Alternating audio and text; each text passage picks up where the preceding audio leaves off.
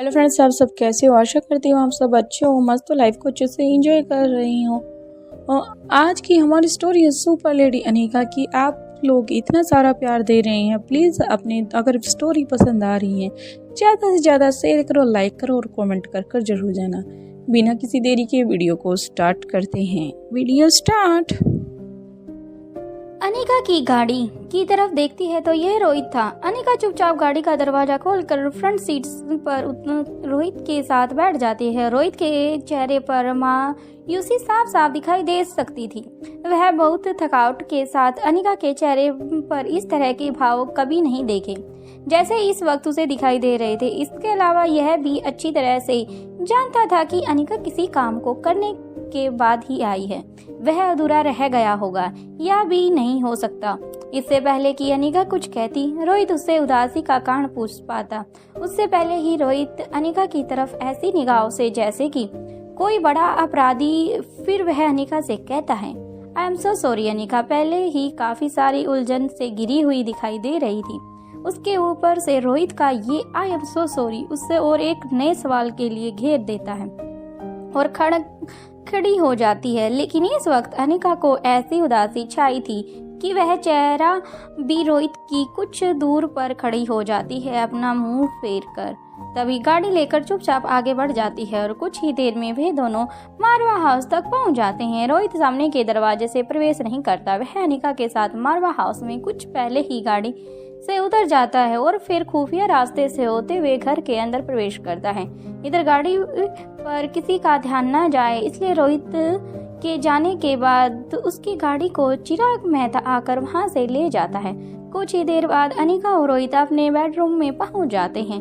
रोहित और अनिका से बात करता है लेकिन उसके चेहरे को देखकर वह फिलहाल चुप ही रहता है। फिर कुछ सोचकर अनिका के चेहरे पर अपना हाथ रखता है और बड़े ही प्यार से उसे कहता है, जाओ पहले तुम जाकर फ्रेश हो जाओ, मुझे तुम कुछ जरूरी बात बताने वाली हो। इतना कहने के बाद रोहित जैसे ही पीछे हटने के लिए अपना हाथ नीचे करता है, अनिका रोहित के सीने के चिपक जाती है। ऐसा नहीं था कि अनिका रोहित को अक्सर गले लगाती थी, लेकिन आज उसके गले लगने का अलग ही बात थी। उसने जितना कसकर रोहित को पकड़ा हुआ था, रोहित को यह काफी अलग लग रहा था। वह एहसास कर पा रहा था मानो जैसे परिपक्व अनिका के अंदर कोई बच्चा उस पर आज हावी हो रहा है। इस बच्चे ने रोहित को इधर से उधर नहीं होने दिया और जोर से जकड़ लिया है, जैसे वह अपनी मुट्ठी को कसकर उसे बंद रेत को फैलने से रोकने की कोशिश कर रही हो। बस फिर क्या था, रोहित भी बदले में अनिका को अपनी बाहों में भर लेता है और अपनी गर्दन उठाकर ऊपर की तरफ करते हुए वह अपनी आंखें बंद कर देता है। और सिचुएशन चाहे कैसी भी क्यों ना हो, अनिका और रोहित एक पास हो जाते हैं। रोहित की हर मुश्किल आसान है, लेकिन इस वक्त अनिका अपनी किसी भी मुश्किल से लड़ नहीं पा रही थी। ऐसा जान पड़ रहा था कि कुछ देर तक दोनों इसी तरह खड़े रहते हैं और हर कुछ सेकंड के बाद अनिका की पकड़ और भी गहरी होती चली जाती है। रोहित यह अच्छी तरह समझ पा रहा था कि अनिका के अंदर कुछ डराना या फिर कुछ ऐसी चीज अनिका ने देखी है जिसे देखकर अनिका काफी घबराई हुई है, लेकिन वह अनिका से उसके शब्दों को जानना चाहता था। आखिर ऐसा क्या है जो अनिका को अंदर ही अंदर झकझोर रहा है। बंद आंखों में अनिका को महसूस करते हुए रोहित उसी में खो जाता है। ऐसा लग रहा था जैसे रोहित खुद इस वक्त अनिका को गले लगाना चाहता हो, लेकिन कुछ ऐसा ना था जो उसे ऐसा करने से रोक रहा था। लेकिन अब सोने पर सुहागा हो जाता है और अनिका खुद ही रोहित के गले लग जाती है। रोहित अनिका को पूछना चाहता था, क्या तुम कुछ कहना चाहती हो, लेकिन वह अपने मन के भाव को अंदर ही समेट लेता है और कुछ नहीं कहता। लेकिन अभी अनिका यूं ही बंद आंखों से रोहित को सीने से लगाए हुए थी। कुछ बोलती है, तुम कभी मुझे खुद से अलग मत करना रोहित, कभी कल्पना भी नहीं करना अनिका। अनिका इस तरह की कोई बात कह सकती। रोहित के मीठे एहसास से बड़ी ही खुशी के साथ बिना देर और जवाब में कह देता है, कभी नहीं होने दूंगा। एक पल के लिए भी नहीं। इसके बाद 15 से 20 मिनट तक उन दोनों को ऐसे ही अवस्था में रहते हैं। सुबह होने में कुछ ही टाइम बाकी था। अनिका रोहित को बिना छोड़े ही अपने चेहरे को उसके सीने से उठाते हुए रोहित के चेहरे की तरफ देखती है। रोहित भी अनिका का सिर अपने सीने से हटाते हुए उसके चेहरे की तरफ देखता है। अब अनिका कहती है, क्या तुम जानना नहीं चाहोगी कि आज क्या हुआ है? रोहित कहता है, जरूर सुनना चाहूँगा, लेकिन मुझे पता है कि इस बारे में हमेशा की तरह कोई ना कोई बचा होगा। ऐसा कहकर वह अनिका के माथे को प्यार से चूम लेता है, लेकिन अनिका की आंखें ना जाने क्या कहना चाहती थी, जो रोहित सुन नहीं पाया था। वह खामोशी जो रोहित की तरफ देखती रहती है। अब रोहित कहता है, अच्छा बताओ भी, आज क्या खास बात है जो मेरी अनिका को परेशान कर रही है? पहले ही मैं तुम्हारी बात सुनूंगा और फिर तुम मेरी बात सुनोगी। अनिका के बालों में हाथ घुमाते हुए आगे कहता है, लेकिन अगर तुम चाहो तो पहले फ्रेश हो जाओ, फिर हम आराम से एक दूसरे की बाहों में खोलकर आराम से बैठकर बातें करेंगे। अनिका अपनी बात कहते हुए रुक जाती है और फिर 3 सेकंड के समय लेकर जवाब देती है, ठीक है मिस्टर मारवा, पहले मैं चेंज करके आती हूँ। जैसे ही अनिका रोहित से अलग होकर मुड़ने वाली लगती है, तभी दरवाजे पर चिराग मेहता और अब्दुल की आवाज़ सुनाई देती है। चिराग मेहता कहता है, सर और मैडम सॉरी डिस्टर्ब किया। सुनने में पहले रोहित और अनिका एक दूसरे की तरफ देखते हैं, फिर दूसरे ही सेकंड अनिका आगे बढ़कर दरवाजा खोल देती है और चिराग और अब्दुल दोनों ही वहीं पर खड़े दरवाजे पर रह जाते हैं। उन दोनों को साथ देखकर अनिका को विश्वास हो जाता है कि जरूर किसी न किसी नई आंत ने दरवाजा खोला है और दस्तक दी है। वह कहती है, बोलो चिराग, क्या हुआ है? अब चिराग अब्दुल की तरफ देखता है। अब्दुल कहता है, शायद आपने अभी तक भूमिका मैडम के भेजे हुए मैसेज नहीं देखे हैं। मेरा मतलब है, भूमिका मैडम ने हमें बताया है कि उन्हें आपको मैसेज किया है। ये सुनते ही अनिका झट से अपनी मेल चेक करती है और ईमेल में अब रोहित, अब्दुल और चिराग की तरफ देखते हुए पूछता है, अब कितना वक्त बाकी है? अब चिराग मेहता जवाब देता है, बिल्कुल भी नहीं। मारवा हाउस के हेलीकॉप्टर पर किसी भी पल उतरने ही होंगे। रोहित कहता है, आने दो, भूमिका का फैसला बिल्कुल सही होगा। वह अच्छी तरह जानती है कि आगे क्या करना है। अब रोहित अनिका की तरफ देखता है। अनिका रोहित के सवाल को समझ जाती है और जवाब देती है, हाँ हमें चलना चाहिए। अनिका की स्थिति को ध्यान रखते हुए अब रोहित एक और सवाल पूछता है, क्या तुम भी जाओगी? अनिका जवाब देती है, हाँ मैं भी साथ आ रही हूँ। रोहित बड़ी ही चिंता भरे स्वर में कहता है, पर तुम थकी हुई हो। इससे पहले कि उसकी बात पूरी होती अनिका कहती है, मेरे लिए ये सामान्य है, एक बार उन सभी से मिल लें, फिर आराम से करेंगे। इसके बाद 2 कदम आगे बढ़ते हुए मुस्कुराकर कहती है, उनकी अचीवमेंट पर उन्हें तुरंत बधाई देनी चाहिए। ऐसा कहकर अनिका अपनी जगह से आगे की ओर कदम बढ़ाती है। अनिका के आगे बढ़ते ही रोहित भी उनके साथ साथ चल पड़ता है। चेहरे और अब्दुल बाकी सिक्योरिटी के साथ उनके पीछे पीछे चल पड़ते हैं। जब रोहित और अनिका हेलीकॉप्टर पर पहुंच जाते हैं, तब तक भूमिका कौटिल्य और अर्जुन सिंह अपने एयर परफेक्ट से बाहर आ जाते हैं। वो अपने हेलीकॉप्टर से उतरते हुए अनिका और रोहित की तरफ देखते रहते हैं।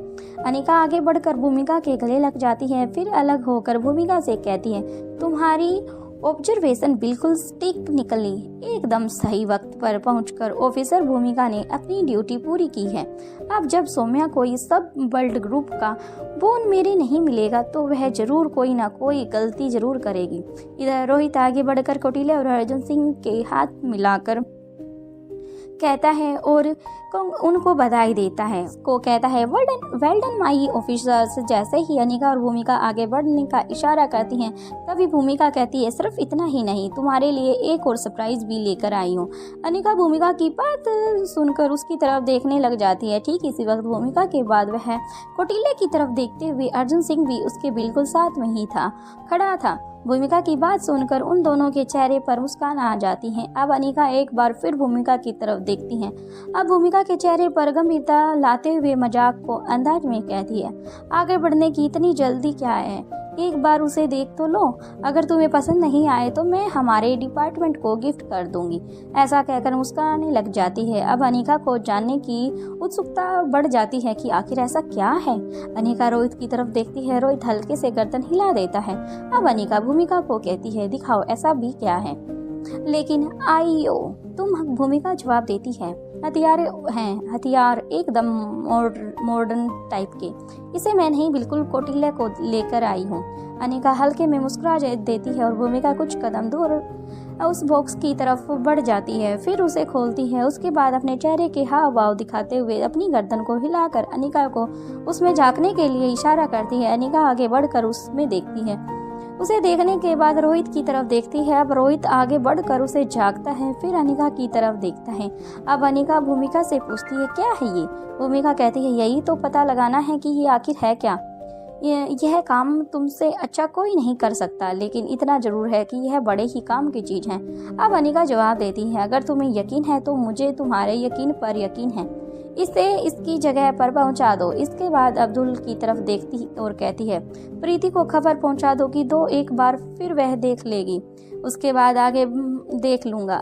अब्दुल जवाब देता है, ओके मैडम जी। इसके बाद रोहित सभी की तरफ देखते हुए कहता है, मुझे लगता है कि तुम सभी लोग फ्रेश होकर कुछ खाने के बाद थोड़ा सा आराम कर लेना चाहिए। फिर अब्दुल की तरफ देखकर कहता है, तुम्हें। इसके बाद वह सभी वहां से आगे बढ़ जाते हैं। वहीं दूसरी तरफ दमयंती देवी का किला।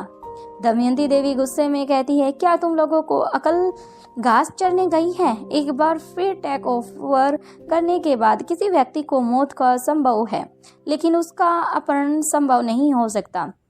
उसके सामने खड़ी हुई औरत अपनी गर्दन झुकाकर अपने दोनों हाथों को सामने की तरफ चुपचाप खड़ी हो जाती है। ठीक इसी वक्त दूसरी औरत सिपाही दौड़कर पहुंच जाती है और दमयंती देवी से बोलना का इशारा करती है।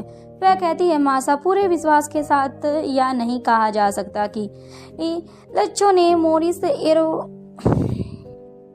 लच्छो जो कि कल से लापता है, हमारे बारे में या फिर हमें उसके किसी भी तरह की इंफॉर्मेशन के बारे में हमें कोई भी मालूम नहीं है। हमने काफ़ी बार उसका फ़ोन ट्रैक और कॉल करने की कोशिश की, लेकिन जब से उसे वो मिशन मिला था वो कल से हमारे पास उसी का कोई आंसर नहीं आया है।